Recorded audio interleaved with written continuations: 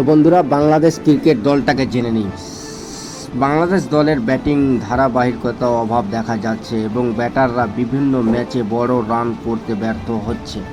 বিশেষ করে নিউজিল্যান্ড এবং আফগানিস্তানের বিপক্ষে সাম্প্রদায়িক ম্যাচগুলিতে দলের টপ অর্ডার ব্যাটাররা ব্যর্থ হয়েছে, যা দলের পারফরম্যান্স প্রভাব ফেলেছে। দলের অলরাউন্ডার চেষ্টা করলেও ব্যাটারদের সম্মিলিত দায়িত্বশীল পারফরম্যান্স অভাব একটা বড় কারণ হয়ে দাঁড়িয়েছে। ধারাবাহিকতা ওভার সম্প্রদায় ওয়ানডে এবং টেস্ট ম্যাচগুলিতে বাংলাদেশ দলের ব্যাটিং ধারাবাহিকভাবে অভাব দেখা যাচ্ছে। টপ অর্ডার ব্যর্থতা, অনেক ম্যাচে দলের টপ অর্ডার ব্যাটাররা দ্রুত উইকেট হারিয়েছেন, যা দলকে চাপে ফেলেছে। বড় রান করতে ব্যর্থ, দল বড় রানের লক্ষ্যমাত্রা পূরণ করতে বা স্কোর প্রদত্ত করতে ব্যর্থ হচ্ছে, যা হারের কারণ হয়ে দাঁড়াচ্ছে।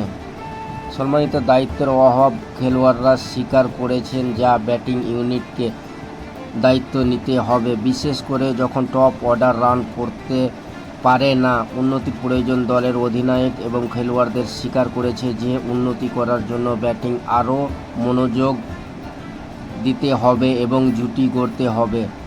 চরম ব্যাটিং ব্যর্থতার কারণ খুঁজছে বাংলাদেশ। সব মিলিয়ে যাই হোক, বাংলাদেশ টিমটাকে ব্যাটিংয়ে মনোযোগ দিতে হবে আরও ভালো করে। খাস করে টপ অর্ডার ব্যাটারগুলোকে মনোযোগ দিয়ে ব্যাট করতে হবে, প্র্যাকটিসে বেশি টাইম দিতে হবে। যাই হোক, সব মিলিয়ে এরা তো শুধরে নেবে আপনা ভুল। একটা জিনিস ভাই, টি-20 তো হোয়াইট ওয়াশ করলো আফগানিস্তানকে, বাংলাদেশ 3টাতে 3টা জিতলো, আর আফগানিস্তানও আবার বাংলাদেশকে হারিয়ে সিরিজ জিতে বদলা নিয়ে নিল।